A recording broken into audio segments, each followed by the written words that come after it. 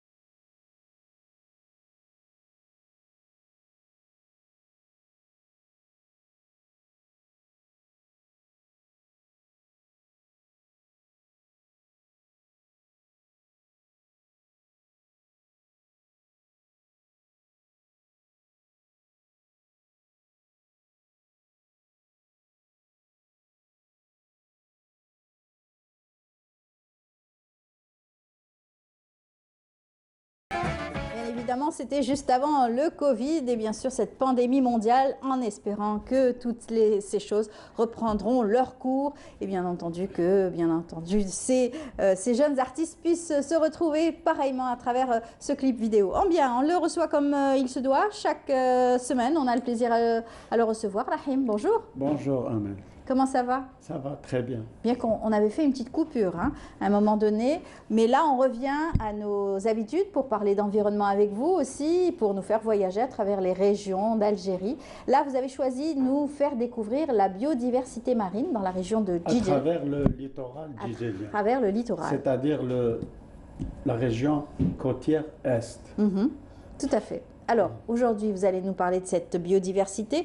Vous avez dit qu'il était urgent de s'y intéresser parce qu'avec le réchauffement climatique, avec bien de dégradations, bon nombre de dégradations dues à l'homme, bien sûr. Surtout à l'activité de l'homme. Tout à fait.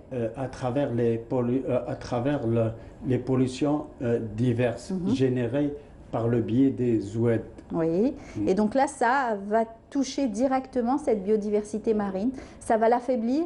Il faudra donc faire appel à des plongeurs professionnels pour évaluer cette dégradation. Même les pêcheurs professionnels ont eu l'occasion de jauger de près à travers les prises. C'est vrai. Ils ont récolté des frigidaires, des résidus, des déchets. C'est terrible, c'est catastrophique. Oui. Et on va le voir dans le VTR. Alors, vous avez voulu vous intéresser à cette région parce que c'est une région d'abord très riche et surtout cette côte aussi djidjelienne est extraordinaire. Une plage, des plages magnifiques. On a la frange côtière à travers ce qu'on appelle le banc des Kabyles, qui est une nourricière pour de nombreuses variétés de poissons, et notamment le mérou. Qui est le poisson emblématique des deux rives de la Méditerranée, qui est en danger. Oui. Vous pourriez même nous parler des spécialités de Mérou, parce que vous avez rencontré des chefs cuisiniers plusieurs fois à travers donc, vos reportages et vos escapades. À Djidjel, il concocte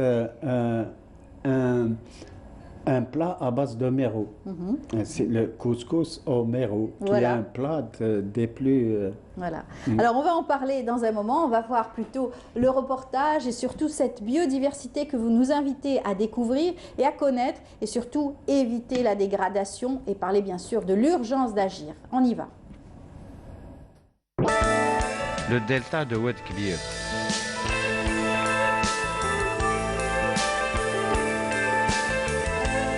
îlot del Qannar.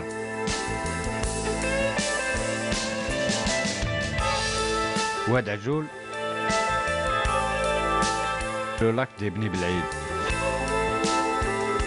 Ainsi qu'un autre projet qui est piloté par le Parc national de Taza, notamment la bande des Kabyles, pour préserver certaines espèces dans cette zone. Il s'agit surtout du mérou du banc des Kabyles, une espèce protégée en voie de disparition.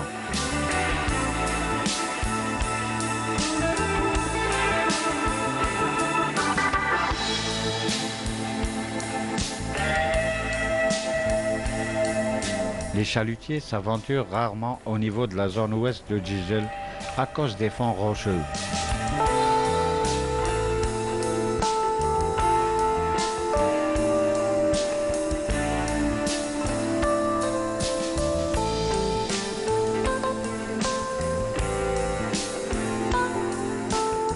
En revanche, la zone est est vaseuse. Celle-ci est bordée de nombreuses agglomérations et de cours d'eau comme Djenjen, Oued Kbir ou Oued Zhor.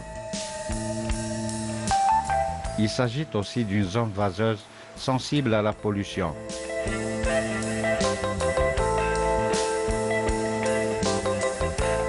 On y pratique également un chalutage intensif et extensif à l'aide de matériel et équipements sophistiqués.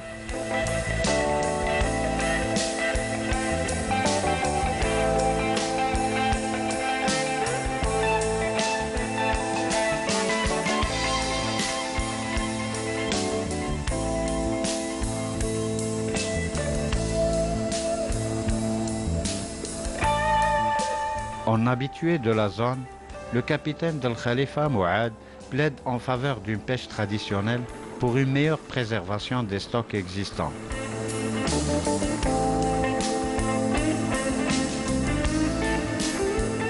Le poisson devient rare, c'est normal. Il y a 10 ans, on pêchait mieux par rapport à ces dernières années. Peut-être à cause de la pollution. Vous avez vu d'ailleurs hier la pêche, il y avait beaucoup de déchets, beaucoup de plastique, beaucoup de bouteilles. Régulièrement, les pêcheurs constatent les dégâts causés par la pollution des fonds, et ce à travers les filets.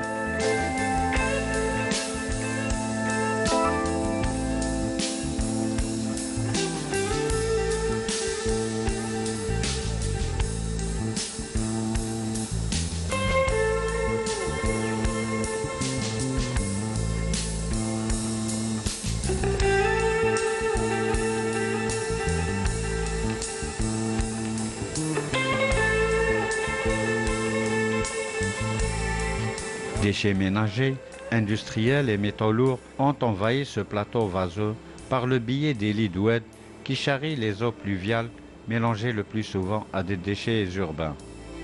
On est déçus de cette pollution. Vraiment, on est déçus. Que faire devant une telle situation?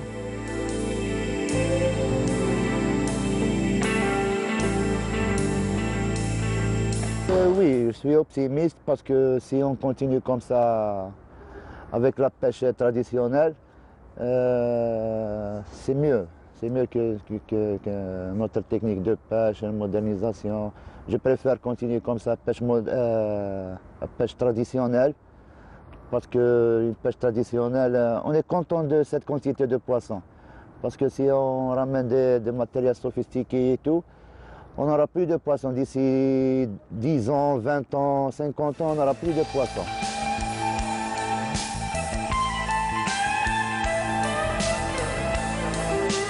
Il s'agit de rationaliser la pêche en privilégiant les méthodes traditionnelles.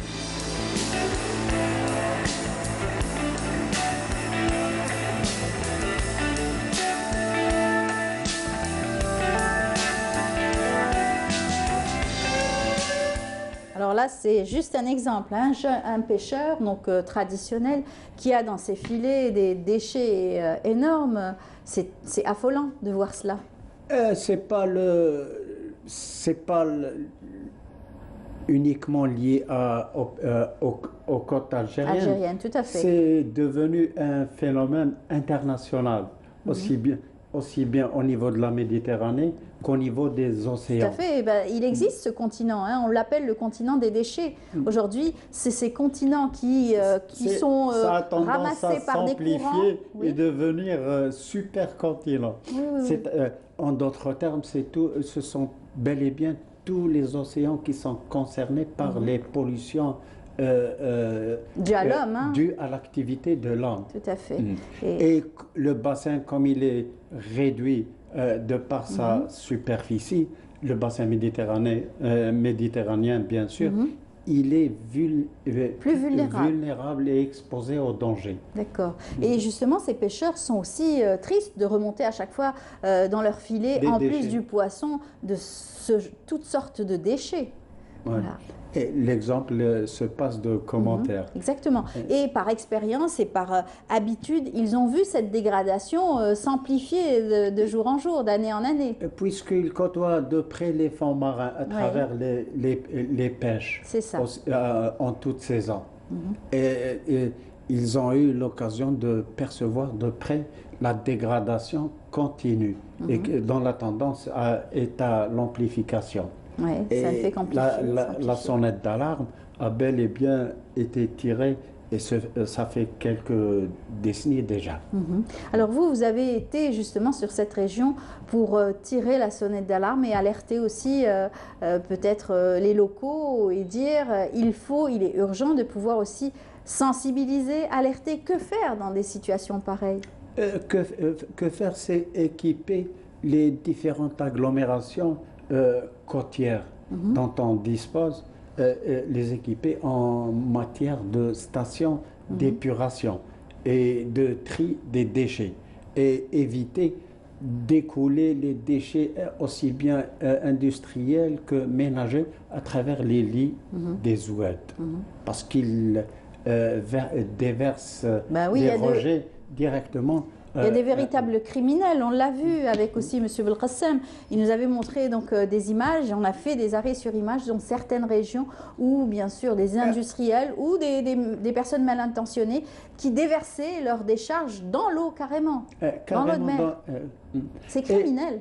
L'exemple de Raya et sa zone lacustre et son delta sont aussi flagrants. C'est toute la région industrielle de Raya qui déverse ses déchets industriels dans les plans d'eau carrément. C'est ça. Et qui sont rejetés dans la mer quand on a affaire à des pluies diluviennes. C'est ça. Alors, au lieu de parler de la biodiversité marine et parler de nos espèces et surtout de la richesse de notre côte, là, nous allons rajouter ce malheureux donc, envahisseur qui est donc les déchets plastiques, les déchets en tout genre. Et on a une intrusion à cela se greffent bien sûr des intrusions qui viennent des mers chaudes, telles la mer Rouge. Oui. Dont certaines algues vénéneuses sont envahissantes. Ont envahi nos Posidonies. C'est vrai, nos fonds marins. Tout à fait. Et ont fait reculer la biomasse halieutique dont on dispose. Exactement. Le cas est flagrant au niveau du cap Ataya, c'est-à-dire entre Djegel et Skikda, au niveau de Kolo, la presqu'île, qui était réputée par ses bandes de poissons. C'est ça, et parce que la Posidonie arrive aussi avec, bien sûr, des bateaux, avec la mécanisation aussi de certaines régions, parce qu'elle n'existait pas chez nous, elle a été donc ramenée. D'autres algues envahissantes venues par le biais des flux, des filets, des flux des bateaux de marchandises qui sillonnent le canal de Suez, qui viennent des Indes, ils sillonnent les mers peu profondes, les mers peu pour profondes qui pouvaient charrier toutes ces algues. En Europe. Exactement. Et ça, c'est un véritable danger. On en fera une thématique, d'ailleurs, dans une prochaine émission, Inch'Allah, pour parler, bien sûr, de la dégradation à cause des algues. Au niveau de la mer Méditerranée, elle constitue un habitat. Un lieu ça constitue aussi une nourricière pour de nombreuses espèces de poissons. Tout à fait. Et quelquefois, ces algues envahissantes peuvent être difficilement détruites par l'homme. C'est vraiment un travail colossal pour l'arrachage de ces algues au niveau du fond marin. Les algues géantes, ils ont tenté quand même de les éliminer au niveau des franges côtières à Monaco, dans le sud de la France, au niveau des réserves corses. Mais ici, rien n'a été encore fait. Si ça demande beaucoup de moyens, et surtout que les scientifiques s'y penchent réellement. C'est vrai qu'il y a plusieurs sortes d'algues. On a vu l'activité aussi aquacole qui s'intéresse vraiment aussi à l'industrialisation et la production d'algues qui pourraient être exportées, qui est comestible et qui pourrait être exportée. Ça, c'est un véritable filon. On n'en est pas encore là. On est plutôt dans les algues qui sont envahissantes. Comment préserver justement ces deux franges côtières, celle de l'est et de l'ouest de Djegel? Le Bni Blaïd, le côté terrestre, à travers les zones humides, il est classé. Quant à la frange côtière, ce n'est pas encore fait. Tout à fait.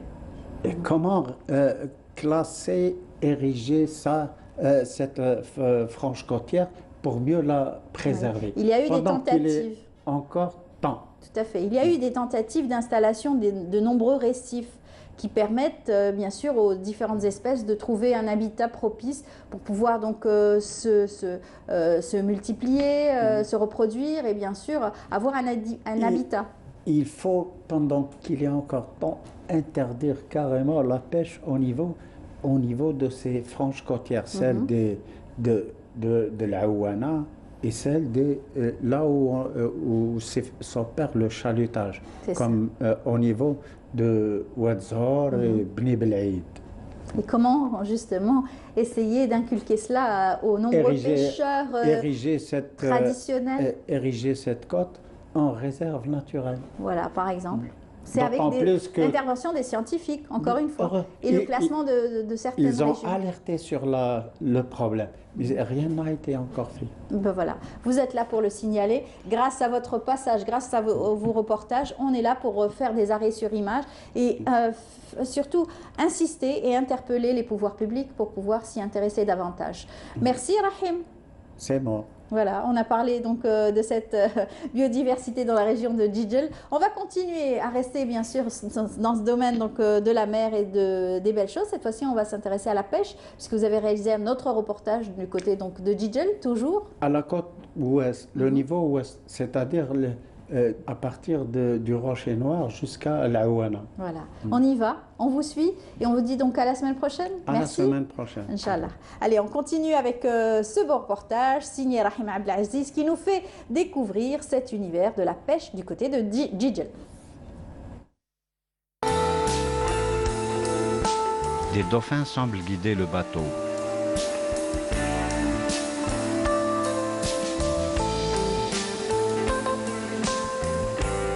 Le soleil se lève. Le khalifa s'approche de sa zone de pêche.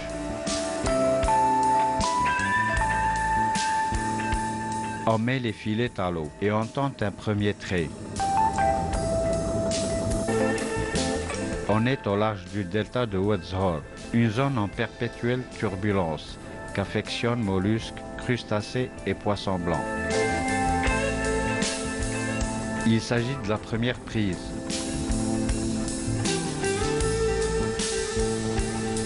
Un mélange de mollusques et de poissons blancs garnit la nasse.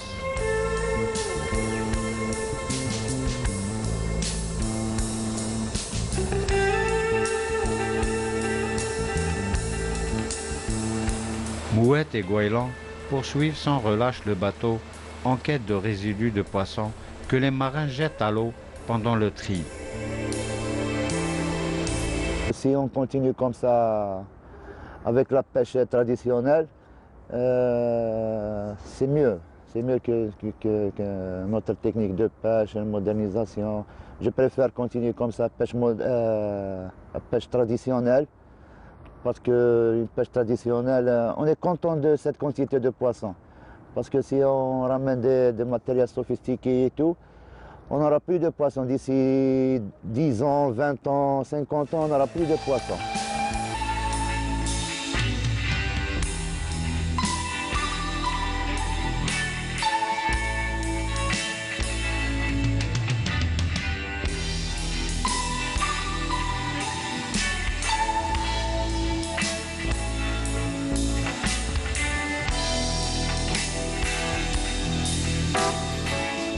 Le delta de Ouedzhor. Ainsi, le khalifa achève sa sortie et s'apprête à regagner le port de Jijel. De retour sur le plateau, après donc la pêche et les belles choses à voir dans la nature, on va vous emmener dans une réalité virtuelle tout de suite et vous faire découvrir de votre fauteuil plein de belles choses. Eh bien, c'est grâce à notre ami Sami Hamoud, ici présent. Bonjour. Bonjour. Sami. Comment ça va? Ben écoutez, très bien, extrêmement heureux d'être parmi vous, d'intégrer l'équipe. Voilà, alors je l'ai dit, 2 nouvelles rubriques feront leur apparition cet été avec nous dans Bonjour d'Algérie. On est très heureux, donc on vous donnera l'occasion de nous faire voyager de chez nous, sur place, grâce à cette réalité virtuelle dans laquelle vous baignez depuis quelques années maintenant. C'est ça, depuis maintenant quasiment 4 ans. Et justement, pour notre première rubrique, en fait, je vais vous faire une proposition. Qu'est-ce que vous diriez si, par exemple, en ces temps de confinement, vous pouviez sortir de chez vous, mais tout en restant chez vous? Ah oui, ça serait génial, bien sûr. Complètement. Vous êtes la personne idoine, comme on dit, en ce temps de confinement pour nous faire voyager et bien sûr faire passer l'envie donc de sortir et bien sûr stresser à la maison entre 4 murs. Et pour déstresser, en fait, quoi de mieux que le sport? Et en fait, par rapport au sport, en fait, imaginez que vous pouvez pratiquer une activité physique en extérieur, mais tout en restant chez vous. Ça serait le rêve. Hein. C'est ça, c'est la promesse que nous fait la réalité virtuelle. Donc avant d'aller plus loin, pour vous expliquer un petit peu comment ça se passe, je vais vous parler en fait de plusieurs choses et on va commencer par une définition de la réalité virtuelle. En fait, la réalité virtuelle est une technologie qui permet de projeter une personne physique dans un environnement qui est complètement numérique. Tout à fait. Voilà, grâce... Alors, oui, on rappelle que vous êtes architecte de formation, oui. Vous avez fait l'EPO et vous êtes parti faire des études à l'étranger. Vous êtes revenu avec, bien sûr, cette formation et vous l'avez adaptée. Vous travaillez en ce moment même en Algérie avec, oui. Bien sûr, cette nouvelle réalité virtuelle. Vous avez participé au Batimatech. Oui, 2019. Voilà, 2019. C'est là qu'on vous a connus. Et vous êtes venu nous apporter cette nouvelle technicité. Exactement. En fait, on peut réellement rentrer dans cette réalité virtuelle par des interfaces qu'on appelle soit des casques, soit des lunettes, soit des masques que je vous ai apportés aujourd'hui.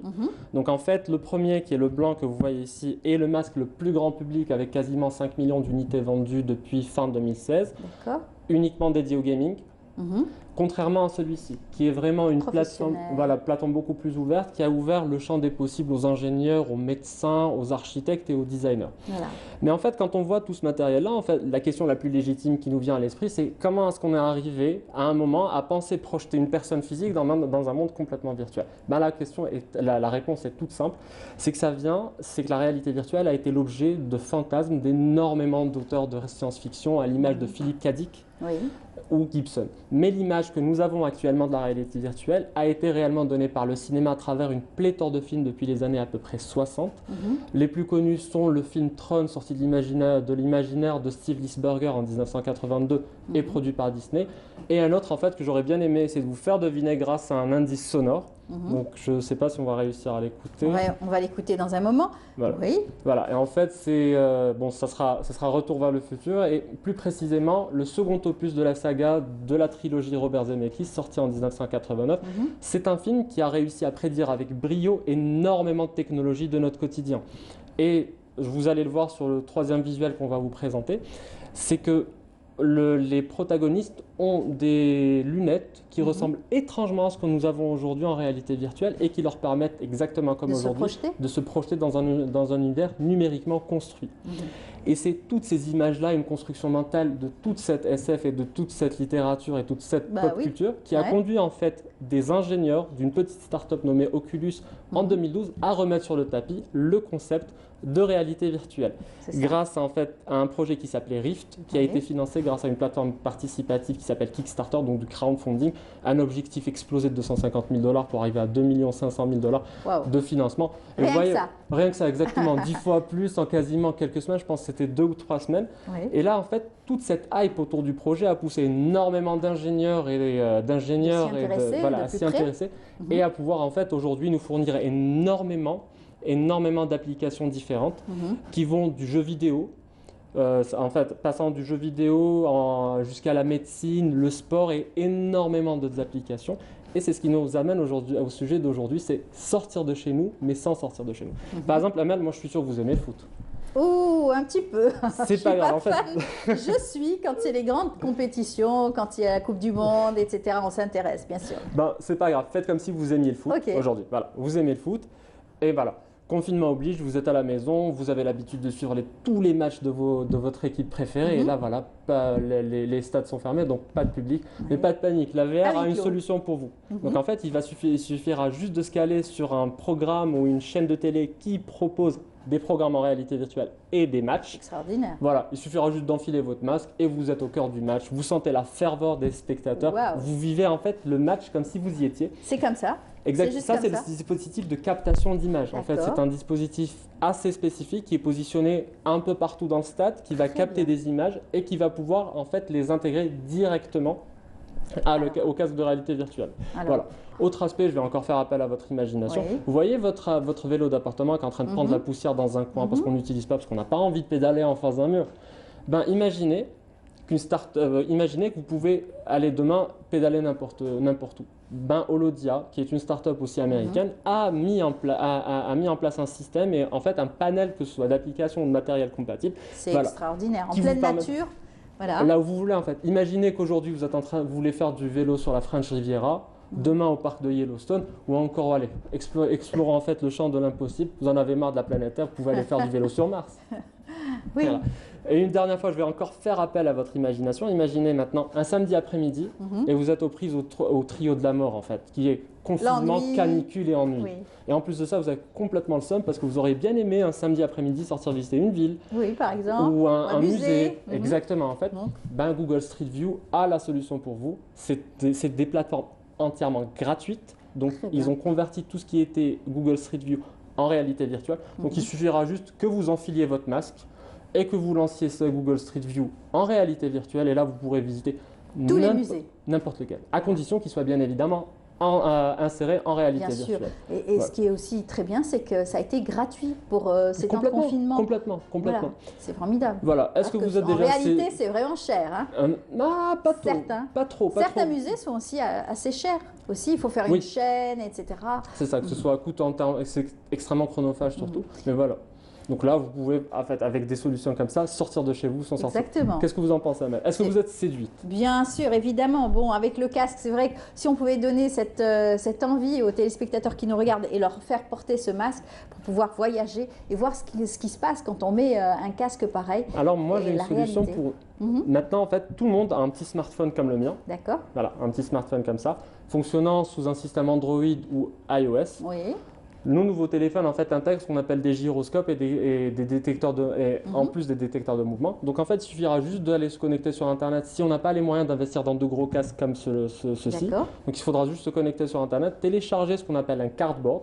Donc en fait, un cardboard, c'est juste quelque chose qui est fait en carton. C'est un casque de réalité virtuelle fait en carton. Vous téléchargez le schéma, vous l'imprimez, vous le découpez à la maison, vous intégrez votre téléphone à l'intérieur. Donc vous aurez votre téléphone en face des yeux et vous aurez la simulation d'avoir un casque de réalité virtuelle, mais quasi gratuit. Aussi simple que ça. Aussi simple que ça. Bon, il faudrait encore que vous me répétiez toutes ces étapes parce que bon, pour certaines personnes, c'est assez compliqué. Ils ne sont pas dans les technologies peut-être aussi avancées et peut-être qu'avec l'habitude, ça prendrait plus facilement. Ça commence à prendre, par exemple, parce que vous avez une plateforme YouTube, par exemple, qui est une plateforme extrêmement diffusée, qui propose maintenant quasiment 50% de son contenu en réalité virtuelle. En fait, quand vous regardez une vidéo YouTube, il suffira juste de cliquer sur le bouton cardboard et là, en fait, l'image va se splitter en deux. C'est super. Et c'est extrêmement simple. Mais en tout cas, aujourd'hui, cette technicité est très abordable avec bien sûr les professionnels qui invitent aussi monsieur tout le monde à pouvoir voyager à travers cette réalité virtuelle, surtout professionnellement, à travers bien sûr des architectes aussi qui proposent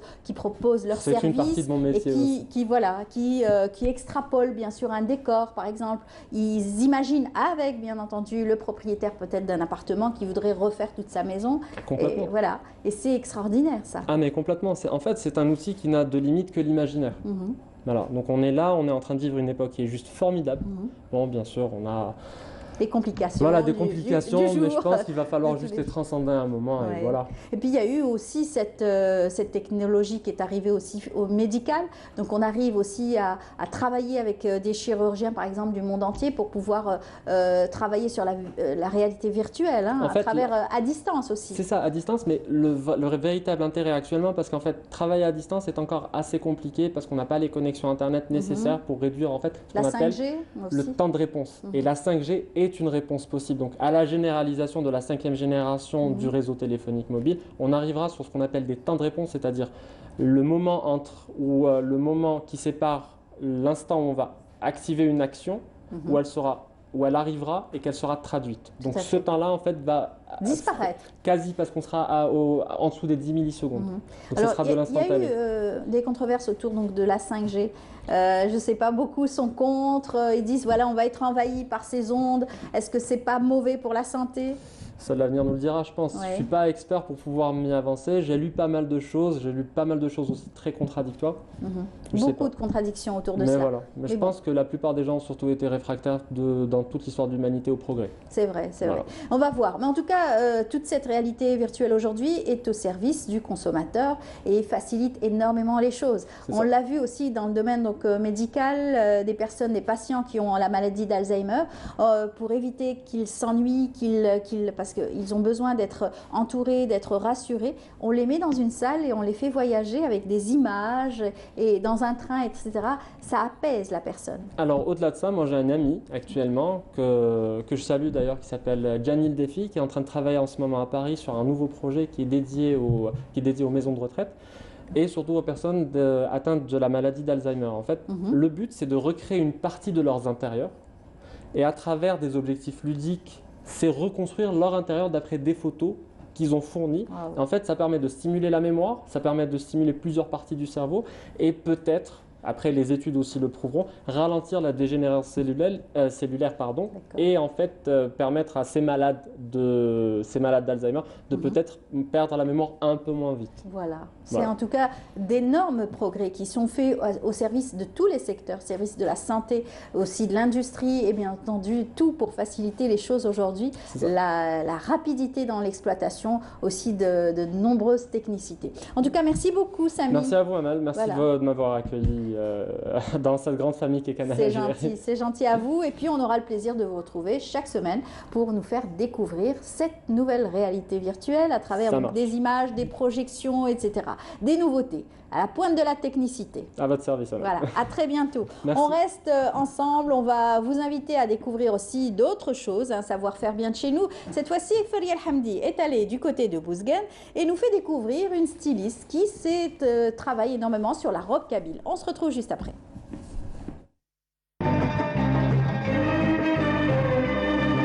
C'est au village de Bouzguene en Kabylie que nous avons rencontré ces femmes aux doigts de fée, ces gardiennes de tradition. Un style, une histoire, la robe kabyle a été portée pendant des siècles par des femmes berbères. Dans cet atelier, ces femmes ont eu le plaisir de nous proposer le meilleur de la mode kabyle.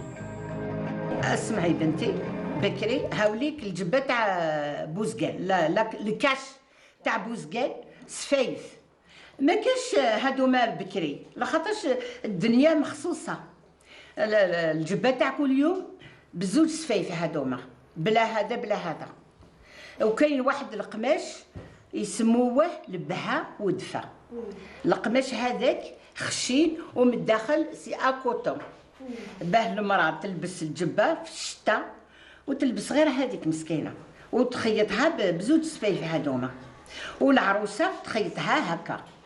هاي ليك العروسه لازم تلبس لاتوني هدايا الصفر من الداخل والابيض من الفوق هاوليك وتتعمر على حسب الفضه تاعها. حنا بكري ما نديروش ذهب غير الفضه هدايا نقرص تزريت نقرنفل هاوليك درنا فيها الكوكياج هاوليك هذايا حنا نقول هذه مع الزقانين فهمت هذايا وقيد قرنفل هذا ملعوب على العروسه لازم تلبس القرنفل باسكو بكري ما كاش البارفان بزاف لازم العروسه تريح شويه ريحه مليحه وكان اللي يدير ثاني الصخاب وبليجي هذه تمشي بالصخاب ويديروها ثاني الكوكياج هذايا وبالعقاش هذاك الصخاب ثاني يتباع والعروق كابيل لازم تكون اورانج لازم هذايا باسكو هذايا كيما يقولوا يشبه للحنه باسكو الحنه يكون في الفرح.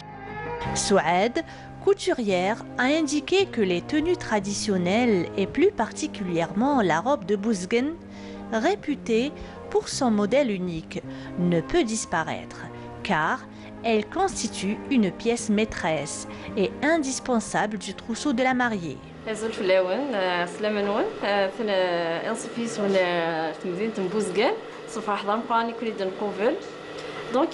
J'ai commencé très jeune, à l'âge de 10 ans. C'est grâce à ma mère que j'ai appris la couture.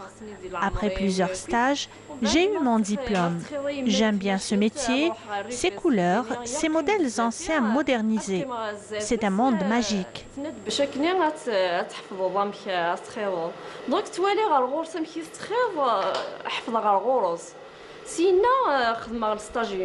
راح اخمر ستاجينو سمي بوغ 15 ans كويس راح اخمر ستاجينو بوغ ديبلومينو الحمد لله ولا تخيض مما ينظن ذا شوي ماذا الناس لا تخيض مما ينظن لي طابليي لي سروله كلش تخيضي فيما. Mais cette jeune couturière a une autre passion, c'est bien la poésie. الزينة قبايليين أيضار كران الحو تكلينا غير ذورير ذوكو فريد ولنا عقو شبحن تطشون تذسر فلاس نحو الدحونو الزين تقبايلي ثيوفرير شبحان تمزونتي سكرين زين انا نت الحرمه صفق ندور تمثل سفيفين انا انت قوس فويسورا احليل وين ورثن تنسين ذا المرجان وكذا الفضه. De retour sur le plateau, en tout cas à travers ces belles images et surtout notre patrimoine bien de chez nous, la robe kabyle aussi qui aujourd'hui se décline en plusieurs aussi styles, à davantage aussi qui intéresse énormément et particulièrement notre amie Samira. Bonjour Samira. Bonjour. Comment ça va? Très très bien. Bienvenue parmi nous. Merci beaucoup. Comme je l'ai dit, on est content d'accueillir parmi nous aussi de nouvelles rubriques qui vont nous accompagner cet été. Alors vous, ça sera Écume et patrimoine. Vous allez vraiment voyager, nous faire voyager à travers notre riche patrimoine. Oui. Vous avez pu voir la robe kabyle, ça vous inspire aussi? Beaucoup, j'aime beaucoup. J'en ai reçu en cadeau quelques-unes. Ma grand-mère les a laissées en héritage. En héritage quand elle est après son décès en mars dernier. Elles sont très belles, très très belles et j'aime beaucoup que ça soit le zigzag. Nous on est de la région de, on va dire d'Azaska, oui. Asfoun. Oui. Et mon papa Lermo aussi, il est de la Misaine. Voilà. Et bien justement, vous allez rester dans cet univers donc patrimonial, nous raconter chaque fois une histoire à travers les régions côtières cette fois-ci, puisqu'on va s'intéresser au littoral. Peut-être pas la robe kabyle, je ne sais pas si. Pas la robe kabyle, ouais. Peut-être si on va à Tixirt, on ne sait jamais. Oui, mais oui, possible. Alors cette fois-ci, vous avez posé vos amarres du côté de Tipaza. Oui, une région qui attire et qui a toujours été plébiscitée par de nombreux auteurs, artistes, etc. Oui. Pour vanter sa beauté. Pour vanter sa beauté, sa richesse, son patrimoine, son histoire. Alors l'histoire, d'abord Tipaza, on va juste la situer. En premier lieu, beaucoup de gens l'écrivent avec un Z, mais en fait c'est un S. Moi la première, pendant des années, j'ai écrit Tipaza avec un Z à la fin, mais c'est un S. À vol d'oiseau, elle est à 65 km d'Alger, de l'Algérois. Oui. Et Tipaza est considérée comme le site culturel et touristique le plus visité d'Algérie depuis toujours. À telle enseigne qu'en 1982, l'UNESCO a décidé de le classer comme patrimoine mondial. Donc, Tipaza, il faudrait beaucoup de temps pour en parler. Oui. 15 minutes ou 10 minutes ne suffiront pas. Ça draine énormément de visiteurs chaque année, des touristes qui s'intéressent à ce musée à ciel ouvert. On va dire que c'est plus un musée, c'est une cité à ciel ouvert, puisque plusieurs civilisations se sont succédées. Et on prend par exemple, on commence par les Puniques, qui eux ont laissé, et il y a eu des découvertes, plusieurs nécropoles qui sont considérées par, je prends en référence l'UNESCO parce que c'est eux qui se chargent du classement. Comme les plus importantes, les plus étendues du monde punique en fait, en comparaison avec toutes les traces puniques qui ont été retrouvées dans le monde. Donc ce qu'il y a à Tipaza est très important et il mérite toutes les lumières, toutes les considérations et surtout la protection et la conservation. Donc on ne peut pas peut-être détailler sur toutes ces civilisations. Il y a eu les Puniques, il y a eu, on va dire, jusqu'aux Byzantins. Peut-être s'arrêter sur les Vandales qui, eux, à un moment, ont contribué à, on va dire, à la décadence de la ville. Mais bon, les Byzantins ont quand même réussi à garder la paix et à maintenir... il y avait une activité très riche, commerciale voilà, dans cette région. C'était vraiment un carrefour très intéressant. Oui, sauf que Tipaza était considéré comme un passage. D'ailleurs, Tipaza veut dire passage, je crois. Il me semble certains disent que c'est passage ou escale. Ça faisait un lieu de passage entre Icosium, Alger, et Césarée, Churchill. Voilà, les gens qui allaient sur les routes... Donc, pour rejoindre les colonnes d'Hercule, passer ou s'arrêter à Tipaza. Alors aujourd'hui, vous avez donc choisi de nous parler de Tipaza et surtout préciser aussi un lieu donc, qui se trouve à Tipaza et bien sûr revenir sur cette histoire des différents lieux. Il y a donc le théâtre, il y a plusieurs sites qui sont intéressants. Oui, et qui demandent beaucoup de temps. On ne peut pas en parler comme ça et de toute façon, il faudrait à chaque fois faire appel à un spécialiste pour pouvoir, que ce soit un architecte ou un anthropologue ou un préhistorien pour pouvoir en parler. Nous, Vous avez choisi aujourd'hui. Voilà, de parler d'une jeune fille. Alors, cette jeune fille fait partie d'une communauté. C'était une communauté. Il y a eu l'époque du paganisme, en fait. Oui. Donc, à l'arrivée des Vandales, il y avait une petite communauté de chrétiens dont la jeune fille dont nous allons parler a été influencée.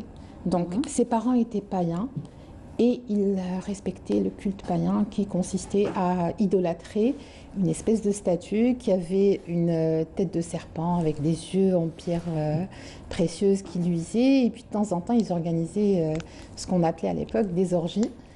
Ça se passait sur une colline à 300 mètres. Oui. À 300 mètres. Et donc, c'était donc un jour, les parents de... On va dire d'abord qui c'est peut-être. La Sainte Salsa. Voilà. Qui est en réalité Melha la berbère. Melha la Fabia Salsa et Melha la berbère qui avait 14 ans à l'époque.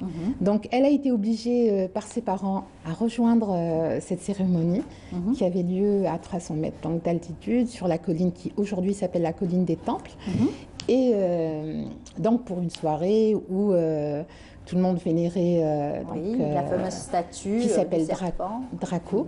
Le serpent s'appelait Draco. En fait, on ne sait pas si c'est un serpent ou c'est un dragon, mais en fait, il avait une forme un peu bizarre, une idole. Et cette jeune fille avait essayé de tenter donc de raisonner ses parents d'abord et ensuite la communauté donc de païens qu'il y avait à ce moment-là. Et elle avait fait un long discours et elle a rappelé en fait l'existence de Dieu, qu'il n'y avait qu'un seul Dieu. Elle aurait voulu que les gens adhèrent à ce concept et arrêtent de vénérer quelque chose qui n'avait aucun sens et qui n'intervenait pas dans le quotidien de la communauté. Voilà. Donc, ce qui s'est passé, c'est que personne ne l'a écoutée, la pauvre.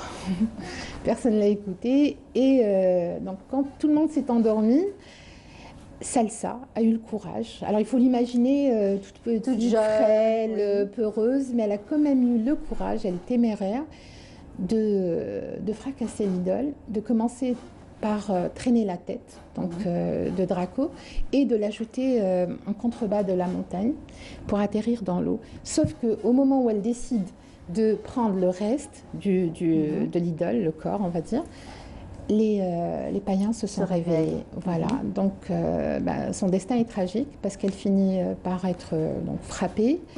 Elle est lapidée, attachée. Et puis, on la frappe avec des coups de sabre. Et elle finit dans la mer. Mais comme c'est une légende et que les légendes ont toujours une morale et une continuité qui traverse les siècles et l'éternité, son nom s'est inscrit sur l'éternité puisque à un moment, il y avait un bateau gaulois et son capitaine qui s'appelait Saturnin passait par là. Et écoutez cette histoire. Ah non, il a rêvé. La mer était calme et puis le soir, la nuit tombée, ça dure 3 jours, ça s'est passé pendant 3 jours. Donc la première nuit, il dort et puis il entend une voix comme ça qui lui dit « En dessous de ton bateau, il y a une jeune fille et il faut que tu la ramènes au rivage. Wow. » Donc lui, il pense que c'est une hallucination, il ne réagit pas. La mer s'agite, il y a un mauvais temps, alors que tout était calme au départ. Donc ça prend une autre tournure, ils ont peur de couler. Il refait le rêve, je crois 2 ou 3 fois, on n'en est pas sûr. Et il décide de plonger malgré la tempête et il trouve en effet Salsa, Melha en fait, Melha la berbère. Et il la ramène. Il la ramène et il l'installe dans une chapelle qui est devenue aujourd'hui, enfin après, juste après, la basilique Sainte Salsa. Voilà. Bien sûr. Et les ruines aujourd'hui existent toujours. Les traces, bien sûr, et cette architecture qui reste encore une fois, qui pourrait aussi faire l'objet donc de visites et d'exploration aussi. Elle fait depuis toujours l'objet de visites. Alors quand on prend un guide, on a l'information, mais quand on ne prend pas un guide, on n'a pas toujours cette information.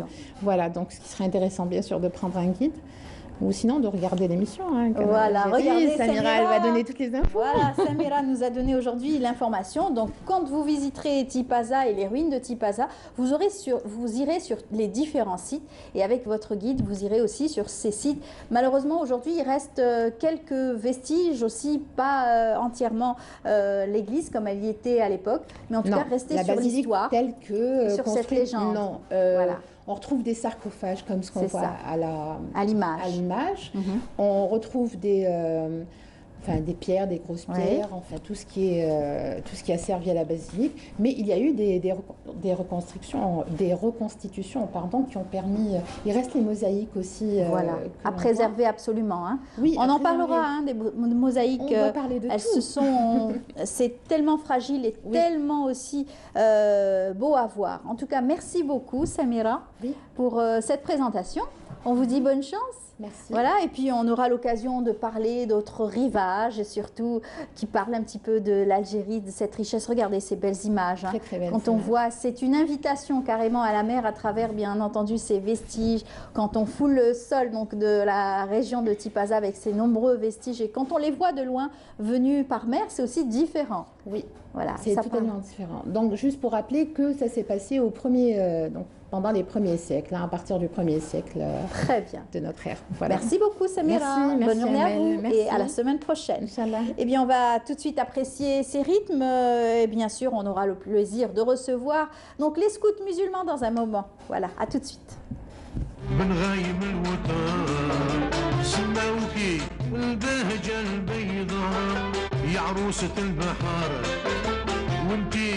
من فجر الناير بنغايم الوطن الغالية قدرك عالي عالي يا الغالية يا مدينة الحضار يا مدينة الحضار وتساوي كتار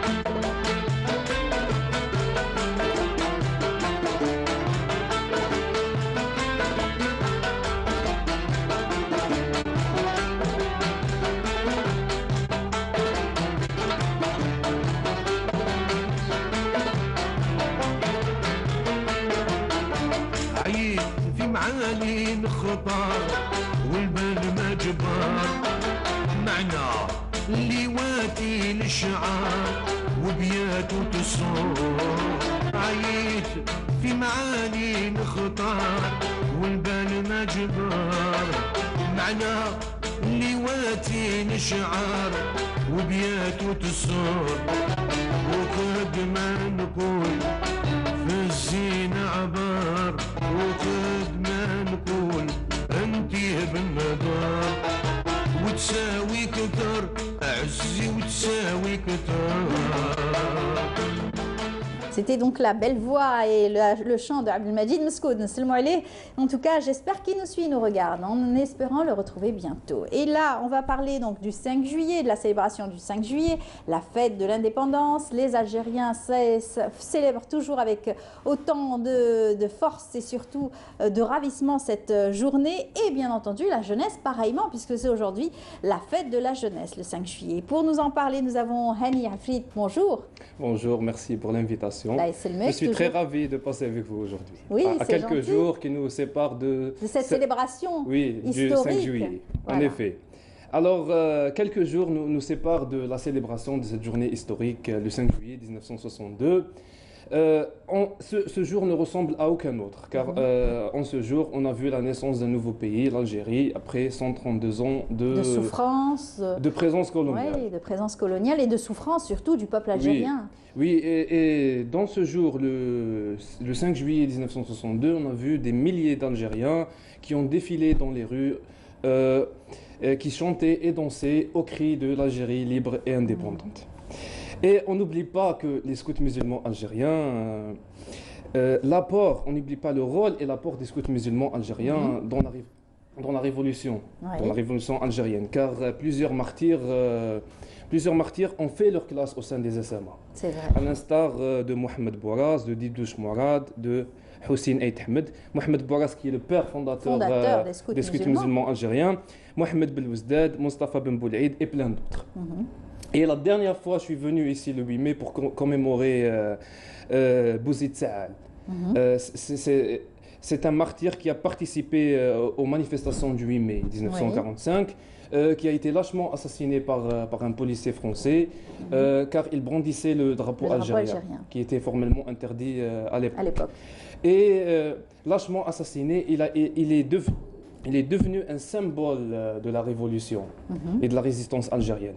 Et ces manifestations du 8 mai qui ont mis la flamme et qui ont poussé à la révolution algérienne, qui nous ont donné l'indépendance. Exactement, qui ont poussé le peuple algérien à réagir et bien sûr travailler sur cette révolution et bien entendu arracher cette liberté. Effectivement, effectivement. Et nous, aujourd'hui, en tant que scouts musulmans algériens, nous avons notre devoir de mémoire et de commémoration. Bien sûr. Car chaque année, les scouts musulmans algériens célèbrent cette journée historique. Et cette année, nous avons préparé tout un programme d'activités d'événements pour commémorer cet événement. Alors nous avons commencé hier, le 1er juillet déjà, avec l'organisation d'un symposium historique sous la supervision du Wali d'Alger pour commémorer le 58e anniversaire de la fête d'indépendance qui a eu lieu à la salle de conférence de la Wilaya d'Alger, le CPVA. Vous êtes toujours actif, hein. À chaque fois on reçoit et on fait appel parce que vous êtes dans cette transmission. Vous le disiez d'ailleurs très bien, c'est toujours le devoir de mémoire, le devoir de transmission et surtout ces valeurs que vous transmettez à cette jeunesse, à ces jeunes, que ce soit des filles, des garçons, et rester sur le travail de vos aînés, bien entendu. En effet, et aussi notre devoir de mémoire, mais aussi nous sommes dans la période de la pandémie. Oui, donc il faudra faire attention. Oui, nous avons continué notre travail de sensibilisation. Alors nous avons aujourd'hui le 2 juillet, il va y avoir plusieurs campagnes de distribution de bavettes au profit des citoyens afin de les sensibiliser sur les mesures préventives. Aussi, du 3 au 5 juillet, nous avons organisé plusieurs campagnes de dons de sang pour venir en aide à ceux qui en auront besoin. Et en ce qui concerne aussi la commémoration et la mémoire, le 4 juillet, nous allons distribuer des drapeaux nationaux aux citoyens sous le slogan « Un drapeau pour chaque maison » afin de commémorer cette journée. Puis, le 5 juillet, il va y avoir dans les 48 wilayas à l'échelle nationale, il va y avoir des cérémonies de hissement du drapeau national où aussi on va déposer des couronnes de fleurs pour rendre hommage à nos martyrs.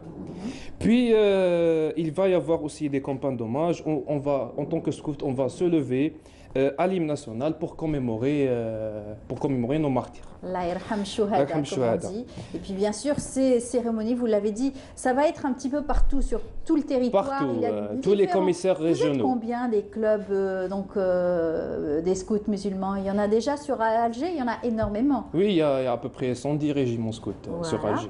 Et sur le territoire? Sur le territoire, plus de 100 000 volontaires. Waouh, plus de 100 000 volontaires. Et vous êtes partout, sur tous les fronts, tous les terrains. À chaque fois qu'il y a une manifestation, vous êtes là, prêtez main forte. Essayez de rallier des causes. Essayez aussi de vous associer à différents organismes pour continuer à aider les autres. La preuve, vous étiez là au devant de la scène dès l'apparition de la pandémie ici en Algérie. Vous étiez là très vite. En effet, nous avons lancé la campagne nationale d'intervention au Covid-19. Nous avons fait des centaines et des centaines de campagnes de sensibilisation. Vous avez fait des achats, des courses aussi pour les personnes qui ne pouvaient pas se déplacer. Des couffins pour le ramadan, distribution de bavettes, des campagnes de stérilisation au profit des musées, des mosquées, etc. Des concours éducatifs aux enfants. Et ce 5 juillet, nous allons aussi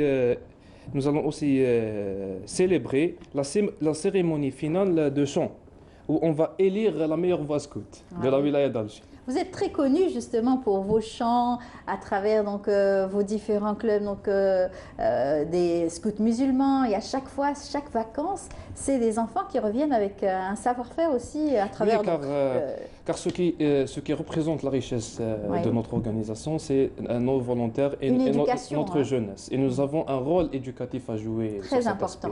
Et durant cette période de la pandémie, nous allons les aider à mieux gérer leur temps, durant ce confinement, à travers les concours éducatifs que nous sommes en train d'organiser, mais aussi à travers ces cérémonies. Tout à fait. Et surtout que votre programme habituel a été complètement bousculé avec cette pandémie, parce que d'habitude, vous êtes là à préparer la saison estivale, les vacances aussi d'été au niveau des plages, avec bien sûr ces habitudes de camps, donc de colonies de vacances, les scouts qui enseignent, qui travaillent sur, bien entendu, l'éducation des enfants. En effet, mais cette année, malheureusement, avec la pandémie, il n'y aura pas les campings, il n'y aura pas les rassemblements. Vous allez trouver d'autres solutions, peut-être des solutions de rechange pour essayer d'encadrer ces enfants? Oui, à travers les vidéoconférences, à travers les plateformes digitales, à travers les réseaux sociaux, etc. Voilà, en tout cas, c'est formidable ce que vous faites au quotidien, cet élan aussi donc, de travail et surtout de sensibilisation autour de différents thèmes, bien sûr, qui est important. Alors, c'est là votre quotidien au sein des scouts musulmans? Oui, les scouts, ils ont toujours prouvé qu'ils étaient en première ligne. C'est vrai. Dans tous les événements, dans les moments historiques qu'a connus l'Algérie, dans les catastrophes naturelles. Durant cette période de la pandémie, on a prouvé une nouvelle fois qu'on était en première ligne et on était toujours à la hauteur, grâce à nos volontaires à travers les 48 villages. Vous êtes nombreux aussi à prendre aussi la parole. C'est très important de représenter les scouts musulmans, être aussi présent partout avec les médias pour raconter et parler de vos activités. En tout cas, bravo à vous. Bonne célébration, comme on dit, du 5 juillet. Merci. Vous serez actifs, tout comme nous, Inch'Allah, à travers la télévision et nos programmes de la télévision algérienne. Merci pour l'invitation. Merci beaucoup à vous, Hani Afri. Je rappelle que vous êtes membre des scouts musulmans et à chaque fois, on a le plaisir de vous recevoir pour parler de vos activités. Le plaisir est partagé. Voilà, à très bientôt. Restez avec nous. Et dans un moment, donc, nous allons recevoir Ahmed Grigassen pour parler, bien entendu, de nos savants et chercheurs algériens. Je vous invite à suivre donc ce reportage signé Lilia Bennassar qui nous invite à la découverte de la livraison à domicile. Traiteur Benani, bonjour. Oui, bonjour. Alors, pour aujourd'hui, on a des légumes sautés avec du poulet tandoori et on a de la moussaka. Qu'est-ce que vous voulez prendre? Shakib, Hicham, Hanifa et Yusra, 4 jeunes qui ont concrétisé un projet qui leur tenait à cœur, lancer leur activité de traiteur. Aujourd'hui, nous sommes allés à leur rencontre. Ils partagent avec nous les coulisses de leur activité en cette période de confinement. Alors nous avons fait ce projet, moi et mon frère, et toute l'équipe qui est avec nous. Nous sommes une équipe de jeunes, des équipes jeunes, vraiment jeunes. Les dares l'hôtellerie, ils ont fait un peu de cuisine, c'est des stagiaires qui ont appris avec nous, Vu que c'est le confinement, on a décidé de faire la livraison de repas qui est un peu tendance. Le monde entier راه بدات كامل ولاو يديروا لا ليفريزون كو سوا نوريتور كولي بو امبورت الحاجه اللي ولاو يديروا فيها حنا اون شوازي هذا الدومين فريمون ماكله باسكو خدمنا ديجا الماكله في لي سال دو ديني دونك لا ريستوراسيون كوليكتيف نعرفوا لها شويه واش خدينا شفنا ا بوبري لي ميزور دو سيكوريتي باسكو الكورونا هذا الله داير حاله الكوفيد 19 كي درنا هاد اون امي اون اوفر كاع هاد لي كاع لي ديتاي هادو شفنا بلي اوني ابت باش نقدروا نبروتيجيو لو كليون نبروتيجيو روحنا. Je m'occupe des salades, des entrées en gros. Donc, qui m'a aujourd'hui, chaque jour, on vient le matin à 6 h du matin, vraiment tôt, pour laver les légumes, laver la salade bien, une habba, لازم bien تنقى parce que مع la Covid-19, donc on doit prendre nos précautions. Où on découpe nos légumes, nos salades et tout. Après, comme aujourd'hui, on a une salade hors d'œuvre, de la salade verte, la laitue, carottes râpées, les œufs bouillis, quoi d'autre? Et des olives et tout, vinaigrette. On doit préparer كلش genre nickel. Voilà. Chaque jour, on a 2 menus. Le premier menu à base de viande et le deuxième à base de poulet. Alors, on commence très tôt le matin, vers 6 h, 6 h 30. Donc, pour aujourd'hui, on a fait de la moussaka. C'est à base d'aubergine et de viande hachée. Et on a fait du poulet tandoori avec des légumes sautés au beurre. Voilà.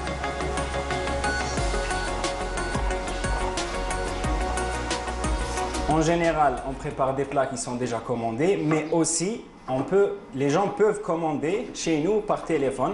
Ils nous appellent.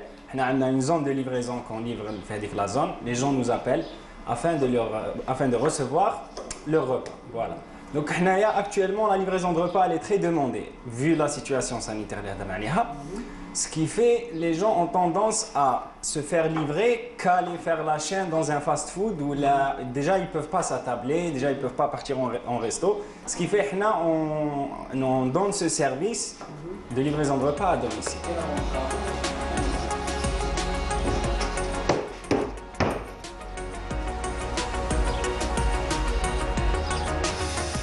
Voilà, malgré bien sûr ce confinement, nos jeunes Algériens travaillent et trouvent des solutions pour essayer d'apporter des facilitations à ceux qui sont aussi confinés chez eux. Alors, cette fois-ci, nous allons ouvrir une page aussi avec nos savants et chercheurs algériens et arabes et avec Ahmed Grigassen qu'on retrouve chaque mercredi habituellement. Aujourd'hui, il est là le jeudi.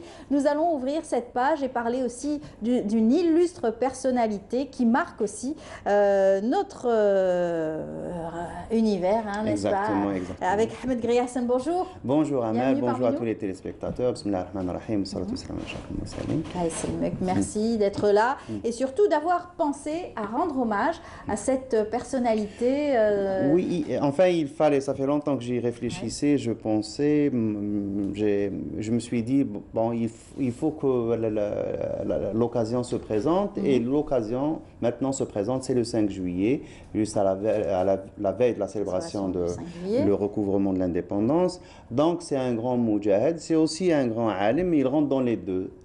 Donc il rentre dans la rubrique et il est dans la... C'est notre cheikh, voilà, cheikh Tahar Ait Aljet, fils de Mqran, fils de Mohamed Tahar, fils de... Les Algériens le plus découvert grâce à la télévision, parce que la télévision l'a fait connaître à travers ses rencontres et autour donc, des émissions religieuses. Voilà, exactement. C'est les veillées de Ramadan et de l'Aïd. Célébrations religieuses, tout à fait. Ça, c'est une photo prise... dans l'un des plateaux des veilles de Ramadan ou de l'Aïd, c'est les longues soirées qu'on passe. Et à côté de lui, c'est Cheikh Mohamed Cherif Qahar, docteur Mohamed Cherif Qahar, qui est son élève. Donc l'élève est décédé, Rabbi yarhamou. Cheikh Tahar, Rabbi Toul Amro, il est encore là. Et ils avaient il a 103 ans. Exactement, il est né en 1917. 1917, 103 ans solaire et 106 ans lunaire. Lunaire, exactement. Voilà. Alors c'est important de le dire parce que d'ailleurs, à travers des ouvrages, ils ont toujours qualifié donc d'un auteur, chercheur, savant, imam, etc., et militant du siècle. Exactement, c'est le militant, c'est le parfait moudjahid du siècle. Si on fait un schéma, on schématise un peu son parcours, donc il a fait ses études, il est né à Tamoukra en 1917, donc dans une famille très conservative. Son père était un cheikh, il était imam, il était aussi enseignant, il enseignait au petit le Coran, donc c'est chez lui, Cheikh Moukran, c'est chez son père qu'il apprend le Coran. Et puis il termine, il va étudier encore quelques années à Tamoukra, il passe à la Zawiya Sidi Ahmed Douihia, et de là il passe à la Zawiya Hamlawiya. Là il va étudier toutes les sciences. Donc j'ai la liste de ses enseignants. Et le Hissab, il est très fort dans le calcul de l'héritage parce que vous savez, c'est des fractions. C'est un calcul terrible. Lui, il obtient toujours. C'est un docteur en mathématiques qui me le dit. Il me dit quand il s'entraînait avec lui, donc il faisait tous les calculs. L'essentiel, c'est de trouver comme ils appellent ça, le résultat. Voilà. Non. Comment ils appellent ça, le quotient, je ne sais plus. Quotient. Voilà, exactement. Sur laquelle c'est le nombre de divisions. Donc c'est le nombre total des parts. Et chacun aura son nombre de parts parmi le nombre total. Donc, le ratio peut-être. Exactement, je me rappelle. Le ratio, c'est le rapport. J'ai oublié. Donc eux, ils étaient là à calculer parce que suivant tous les quotients, à essayer de retrouver lui. Donc après un calcul mental, il donne le résultat tout de suite. Voilà. Donc parce que excellent dans son domaine. Ils avaient une base ils avaient une méthode de faire, une base, ils étaient formés. Au début, c'est l'apprentissage et nous, on a tendance à dire oui, les anciennes méthodes, c'est des méthodes mnémotechniques, donc ils n'apprennent pas à réfléchir. Voilà. C'est un peu dépassé, etc. Mais en fait, finalement, ça a servi et ça sert aujourd'hui. Ça sert et on le voit. Ouais. Ils sont plus efficaces. Plus efficaces, plus forts. Plus rapides. Voilà, ils ont la table de multiplication en tête. Maintenant, on est obligé de passer à la calculatrice. C'est vrai. Et le calcul mental, on est très faible maintenant. Alors, très fort en mathématiques. Son maître, c'était aussi un élève à Ibn Badis. Non. Lui, il a fait un court passage à Constantine. Donc, il a assisté à quelques cours de Cheikh Ibn Badis, mais il n'a pas été élève de Cheikh Ibn Badis. Il a été élève d'un autre qui est content. C'est ce que je dis. Le maître de... Le maître, je ne sais pas. Son maître qui a étudié chez Ibn Badis. Non. Je n'ai pas cette information. Désolé. J'ai lu cette information. J'ai cru bon la donner. J'ai la liste de ces maîtres. Donc, c'est des maîtres qui ont fait la fin du 19e et le début du 20e. Donc, il y a Cheikh Salah Ouqassi, Tayyib Litsourghi, Mohamed Ali Meddar, Tayyib Meddar, Mohamed Ali, Lhlou Khiyari, Di Lhlou Omara, Saïd Lidjri. Ça, c'est le plus important. De tous ces maîtres, le plus connu, c'est Cheikh Saïd Lidjri. Saïd Ben Malik de Ben Ya'la, Ahmed El-Khaldi, Msbah Zitouni, Mohamed El-Mizouni, Ogriba Zitouni. Donc, ça, c'est l'ensemble de ces maîtres. Vous voyez, donc le plus connu, c'est Cheikh Saïd Lidjri, ce n'est pas des fameux. Mais ils ont fait un travail, ils ont formé toute une génération. Donc, de toute la génération de Cheikh Saleh, de Cheikh Tahar qui ont été formés par ces maîtres, on a eu un seul Cheikh Tahar. Pourquoi ? Il est important de susciter les vocations chez les petits, parce qu'on ne sait pas où va se trouver le génie. Donc, il ne faut pas le rater. Donc, il ne faut pas rater le génie. Il faut investir dans toute une génération. Peut-être qu'on aura un très bon médecin, un prix Nobel par-ci, un alim par-là. C'est ça l'important de susciter les vocations. C'est ce que font les sociétés développées et les pays développés. C'est ce qu'ils font. Ils investissent dans les petits en espérant récolter 1, 2, 3 génies dans une génération. C'est ça le but. Donc, Cheikh Tahar, il fait ses études, donc, principalement dans la Kabylie. Il part à Constantine, il assiste à quelques cours chez Ibn Badis. De là, il part à Tunis. Donc, il assiste aussi à quelques doros à Zaytouna. Puis, il revient. Il est obligé de revenir. Et là, il est obligé de faire toute une recherche. Un travail colossal pour réouvrir la Zawiya de Sidi Yahya al-Idli. Parce que c'est une Zawiya qui est millénaire, qui a été ouverte par Sidi Yahya du 10e siècle de l'Hégire, qui a été fermée après l'insurrection de 1871. Donc, Taurat Cheikh al-Haddad al-Muqrani, les autorités d'occupation française décident de fermer la Zawiya comme toutes les Zawiyas de la région. Et là, il est obligé de faire des procédures, de demander des autorisations. On le laisse.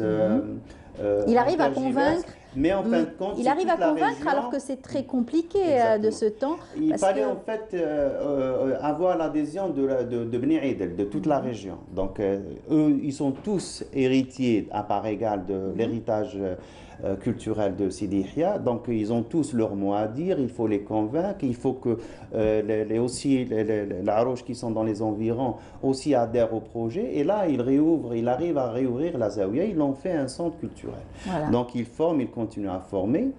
Donc il commence à former. Il était très jeune, il avait à peine la vingtaine quand il a commencé. Il enseigne. Il a compris l'importance de l'enseignement et l'éveil surtout de la région. Le cheikh, il a une vie de missionnaire, donc il a une mission dans la vie, c'est l'enseignement. Donc il n'a jamais, quand il s'est un peu éloigné de l'enseignement, c'était pour des circonstances très particulières, comme la révolution algérienne. Tout de suite après, mission accomplie, il revient à la mission principale, il revient à l'enseignement. Après l'indépendance, donc en 1956, il y a les autorités coloniales qui bombardent la Zawiya. On raconte que l'huile qui était dans les réserves de la Zawiya donc, est descendue du monticule de Tamoukra jusqu'à l'Oued. Donc ils ont tout perdu. Tous les documents ont été brûlés, tous les manuscrits ont été brûlés. Il est obligé de fuir avec ses élèves et ils font la traversée des frontières à pied. Donc ils partent de Tamoukra à Tunis à pied. Donc de Tunis, il s'installe. Donc bien sûr, il y a l'encadrement. Il ne faut pas oublier qu'il a été aussi qadi de la Révolution, il a été qadi sous Amirouche. Et Amirouche se méfie un peu de lui, bien sûr, Amirouche, c'est pas n'importe qui. Se méfie de lui parce que Cheikh Tahar, c'est un gars très clément, donc il cherchait à chaque fois à arranger les choses, trouver une solution, donner une deuxième chance aux gens.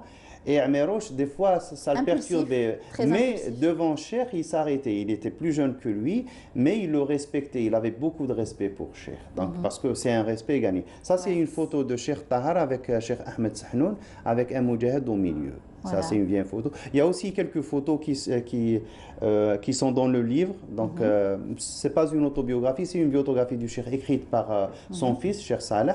C'est c'est le voyage d'un siècle. D'un siècle, exactement. Et ça raconte tout son parcours, sa vie, et surtout son riche parcours. Exactement. Il y a aussi les témoignages de ses élèves, mais il a, je ne sais pas, peut-être des centaines ou peut-être un millier, si ce n'est plus, d'élèves qui l'ont connu, qui sont inspirés de lui.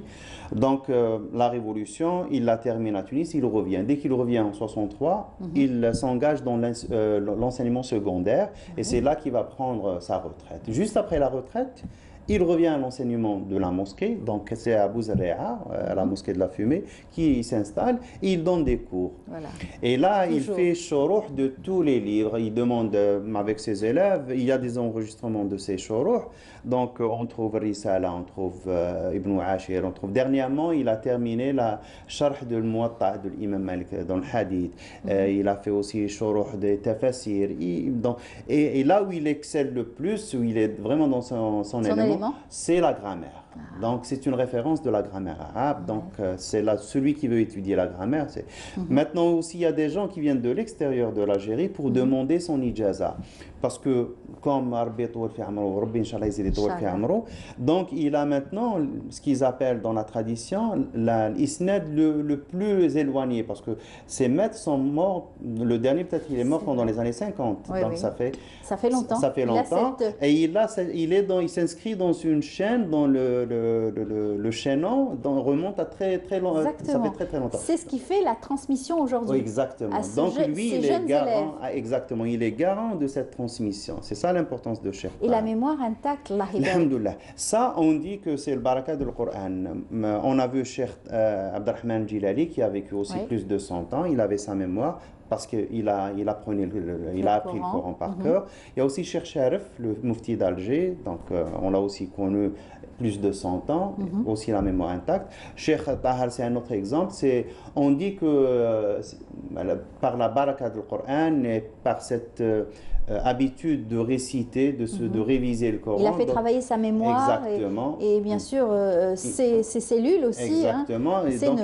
Et puis, il côtoie les jeunes aussi, comme disait la dernière fois Cheikh Ahmed Allah yarhamou. Qu'est-ce qu'il faut dire de... C'est aussi ce qui est extraordinaire avec Cheikh Tahar, c'est sa sagesse.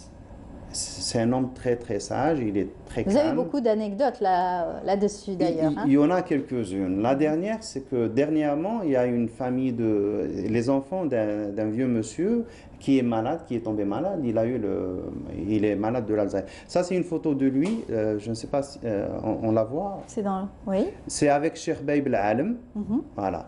C'est Cheikh Baïb al-Alam et Cheikh Tahar. Donc, c'est aussi, il se déplaçait, il allait partout, il est invité. Donc, ces jeunes ou ces enfants viennent voir Cheikh, ils lui demandent. Ça, c'est une photo dans une célébration à Jam' al-Umma, al-Maqsoura. Donc, avec son élève, Cheikh Dr. Sherif Gahar, avec Ami Saïd, avec Ibrahim Marouf, Rabh Zergin qui est imam de la mosquée Jama' Jdid, et Cheikh Ahmed Boujella qui est assis sur la chaise. Et vous voyez, c'est juste après la célébration d'une fête. L'Isra al-Mi'raj, ça fait quelques années. Il a toujours le sourire. Ça, c'est un hommage qui lui a été rendu. Et c'est Amir Reda, exactement, qui a tenu à assister. C'était au Palais de la Culture. Et il me disait, qu'est-ce que je vais lui offrir, qu'est-ce que je vais lui offrir. Donc, il a décidé de lui offrir l'écharpe avec les couleurs nationales. Et là, c'est une photo souvenir prise pendant l'événement. Voilà, exactement. Donc, ces jeunes, ces enfants viennent voir Cheikh et lui disent... Non, avant ça, ils sont partis voir un autre... ça, c'est son fils, Cheikh Saleh, qui est l'auteur du livre, Rihlat al-Qarn. Exactement. Il y a eu cette transmission, il est aussi... oui, complètement. C'est donc de génération en génération. Lui il a appris de son père et ça continue avec ses enfants. Ses enfants, exactement. Donc, on va continuer à parler de l'anecdote, on va finir. Exactement, on va finir de la raconter. C'est des jeunes qui viennent voir le cheikh pour lui poser la question. Leur père est tombé malade, il a l'Alzheimer. Ils lui disent, qu'est-ce qu'on fait pour Ramadan? Il faut qu'il paye l'aumône spéciale puisqu'il n'arrive pas, il ne peut pas jeûner. Donc ils sont partis voir un cheikh, un autre, il leur dit l'Alzheimer c'est une perte de mémoire, il est pratiquement c'est une folie, donc il n'y a rien à payer. Puis ils sont partis consulter le cheikh, il leur dit écoutez, moi je préfère, c'est votre père quand même, je préfère considérer qu'il est malade plutôt que de dire qu'il est fou, qu'il a perdu la tête. Donc en étant malade, vous payez la petite aumône qui est le fatra, il est fou, il a perdu la raison et donc ça fait de lui, donc il ne va pas payer. Quand le premier cheikh a entendu parler ça, il a pleuré, donc il leur dit entre l'ilm et vraiment la connaissance de Dieu, il y a un monde, il est très sage. Une autre anecdote que m'a raconté un ami, Hamid Snoussi, qui est de Tamqra aussi. Donc c'est deux amis qui sont dans la rue, qui rencontrent Cheikh Saleh. L'un d'eux le connaît, le deuxième ne le connaît pas, donc il va le présenter. Il lui dit, voilà, cher, je vous présente mon ami. Voilà, donc il commence à discuter un peu avec lui. Et puis pour titiller son ami, il lui dit, vous savez, cher, voilà, mon ami, il ne fait pas la prière, dites-lui quelque chose. Et l'autre, il prend toutes les couleurs, bleu, vert, donc il est mal à l'aise. Il est mal à l'aise, il ne peut rien dire, il perd la voix. Et Cheikh, sage qu'il est, lui ouvre une porte, il lui dit, non, vous ne savez pas, il fait la prière, mais tu ne sais pas. Mais il ne le dit pas, il le fait en cachette. Et l'autre, il respire, il souffle un peu parce qu'il lui ouvre. Parce qu'on ne peut pas prendre les gens et les mettre dans le coin comme ça et les servir. Et les stigmatiser comme ça. Il l'a mis mal à l'aise. Oui, exactement. Il a été sage, encore une fois. Encore une fois. Quand il voit les petits, donc il les traite avec beaucoup de considération, il les appelle Siflan, même s'il est tout petit. Ah, c'est mignon. Et surtout ce beau visage, ce sourire et surtout cette voix aussi particulière. On dit ça Nour. Donc c'est une lumière. Beaucoup d'hommages lui ont été rendus aussi de son vivant, encore dans son village natal également. Dernièrement aussi avec l'Observatoire de la citoyenneté qui lui a rendu hommage. Beaucoup aussi reconnaissent son travail surtout. Maintenant, je vais vous raconter mon expérience avec Cheikh Tahar. On l'a invité à l'Observatoire, ça fait quelques années, à nous faire une conférence. Il est venu, il était très fatigué, malgré tout il est passé quand même. Il a fait une petite conférence avec tous les gens de l'Observatoire. Et jusqu'à présent, dès que je le vois, je vais le voir, Cheikh. Ah, et comment va l'Observatoire? Comment va Bouzaréa? Des années après, il se rappelle et il pose la question, et comment va le directeur, et comment va tel, Donc il pose la question sur tout le monde. La deuxième, c'était, une fois je lui ai parlé de l'enseignement de l'astronomie, l'ancien, donc le traditionnel. Il m'a dit, moi j'ai étudié l'enseignement chez mon maître, Cheikh Saïd Nidjri. Et qu'est-ce que vous avez étudié, Cheikh? J'ai étudié Soussi, Mandoum Soussi. C'est un poème didactique qu'ils apprenaient par cours. Et vous vous rappelez, Cheikh, il commence à me réciter. Il me dit, il récite, moi je suis ébloui comme ça. Il me dit, oui, ça fait longtemps, j'ai peut-être un peu oublié. Mais ça reste, c'est justement cet enseignement qui a été un enseignement fort, très fort, et qui a marqué aussi sa jeunesse. Ils ont vécu une vie très rude. Une fois, je lui ai dit, Cheikh, qu'est-ce que vous pensiez des colons qui étaient avec vous? Donc, vous étiez sous l'occupation, vous n'aviez rien, c'était la misère totale. Et vous étiez entouré de gens qui avaient tous les moyens. Est-ce que ça ne vous a pas un peu posé des questions? Il me dit non, ils me faisaient de la peine. Ils avaient tout le matériel, mais ils n'avaient pas l'essentiel, ils n'avaient pas la ilaha illallah Muhammad Rasulullah. Et là, on comprend Pourquoi c'est des gens qui ont fait vraiment la révolution et leur conviction, leur foi, c'est quelque chose qu'on ne peut pas... Il fallait le citer aujourd'hui, à la veille aussi donc, de la célébration du 5 juillet, la fête de l'indépendance. C'est un grand moudjahid. Moi, je ne sais pas tous les faits, j'en connais quelques-uns. On dit de lui que c'était aussi, il maniait aussi bien la langue arabe, le Coran, il travaillait l'imam aussi, que savait manier le pistolet. Oui, ça on dit, on l'a vu dans la photo, il est armé, donc la traversée, parce qu'il avait en responsabilité ces jeunes élèves, donc quand ils sont partis de la Zaouia, donc ils ont dû, là, vous savez, emprunter des chemins très durs, très escarpés. Les pieds nus, il n'y a pas de nourriture, et ils devaient défendre et se défendre.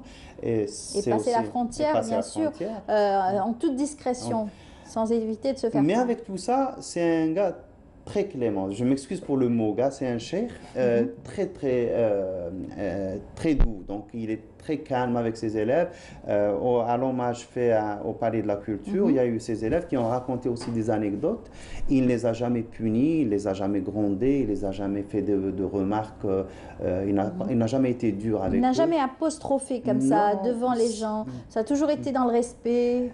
Il sait, donc c'est des gens qui éduquent par l'exemple. Donc c'est dans l'exemple et il faut savoir, il faut être observateur pour pouvoir un peu se rapprocher de ces gens. Parce que si on est dans les méthodes classiques, on ne peut pas les comprendre. On se dit, mais bon... voilà. Donc, il a toujours été dans la transmission, donc l'enseignement. Vous disiez tout à l'heure, beaucoup aujourd'hui cherchent à se rapprocher donc, du cheikh pour pouvoir aussi s'abreuver de ce savoir tellement ancien. Un alim syrien qui a fait le voyage et qui est parti le voir pour lui demander son ijaza. Donc il vit aux Émirats. Il y a eu quelques fameux, bon, c'est des gens qui font aussi de la télévision, c'est pas la peine d'en parler. Donc ils ont fait aussi le voyage. Donc il a une correspondance aussi avec les ulama d'Algérie, les ulama de l'extérieur. Donc c'est une référence maintenant. Le livre a été, la biographie a été aussi traduite par Msoud Boujnoun. Donc elle existe aussi en langue française. Ce qui est un peu dommage, c'est que ces cours, ces enseignements qui sont enregistrés, donc il y a des enregistrements, ils n'ont pas été transformés en livre. D'accord. Donc ça, c'est un peu dommage. J'allais vous dire, lui aussi fait partie de ces personnes qui n'ont pas écrit sur lui-même. C'est plutôt son fils qui a écrit donc, sur lui. Et ça reste aussi dommage parce qu'il aurait peut-être tant de choses aussi à dire. Une fois, dans une émission, ils lui ont posé la question, ils l'ont traité de alim, de faqih. Il lui dit non, moi je suis un toit, il n'est même pas un étudiant. Moi je suis comme vous, je révise avec vous, j'étudie avec vous et j'apprends avec vous. Donc c'est comme ça. Donc moi quand je suis parti le voir pour les questions d'astronomie de l'ancien, donc il a commencé à me poser des questions à moi. Donc c'est plutôt l'inverse. Alors que c'est toujours, il a gardé cette aptitude d'éternel étudiant. Il est très curieux, il veut savoir. Et c'est comme ça. Mais il a aussi cette mission de transmission. Et c'est quelque chose, une qualité, il est très positif, il est très optimiste. Donc ça se voit à travers son sourire. Exact. Et n'allez pas lui dire que ça y est, c'est bon, il n'y a plus rien, donc c'est la fin, comme on a tendance à croire maintenant. Donc non, il y a toujours dans la Ummah, il y a toujours le khair. La preuve est là, c'est qu'il vient toujours à chaque invitation, il fait l'effort de venir, même si c'est difficile, il se fait accompagner, mais il assiste et il prend la parole. Et il donne son avis. Exactement, mais en toute humilité, en toute modestie. Une dernière anecdote, je ne sais pas si on a le temps, on termine avec ça. C'est dans la mosquée Al-Umma à Boulourine, donc on célébrait, c'était je pense l'Isra al-Mi'raj. Il y a bien sûr Cheikh Hamdan qui fait passer Cheikh Tahar pour donner la premier dars. Donc il termine, il demande à son élève, Dr Gahar Layarhmou, il lui demande de donner, il refuse. Mais nous on ne comprend pas, on prenait des photos, on était à l'arrière. À la fin, il y a Cheikh Hamdan qui nous fait la remarque, il fait l'observation. Écoutez, donc il faut que les jeunes apprennent ça. J'ai demandé à Dr Gahar, qui est ce qu'il est, de faire donner une allocution juste après un petit discours après son cheikh. Il a refusé, il lui dit, après mon cheikh, je ne parle pas. Yacher qui a parlé, j'ai rien à dire. C'est le respect. Ouais. Et il avait plus de 80 ans, pour vous dire. En tout cas, Rabbi Taoul fi Ahmarou, on le salue en espérant le retrouver à d'autres belles occasions de célébration des fêtes religieuses. Merci beaucoup pour cette évocation et cet hommage. Ahmed Grega Hassan, on aura le plaisir de vous retrouver dès la semaine prochaine, Inch'Allah. Bon week-end à vous. À vous aussi, bon et à très bientôt. Voilà. Merci à vous tous de nous avoir suivis. J'espère que vous avez apprécié cette émission et surtout les programmes que nous avons présentés ce matin avec nos différents intervenants, nos invités, nos plateaux et surtout nos 2 nouvelles rubriques. Bonne journée à vous tous, bien sûr sur Canal Algérie. On vous retrouvera avec grand plaisir dès demain à partir de 9h du matin avec Nour Houda. Au revoir et bonne journée.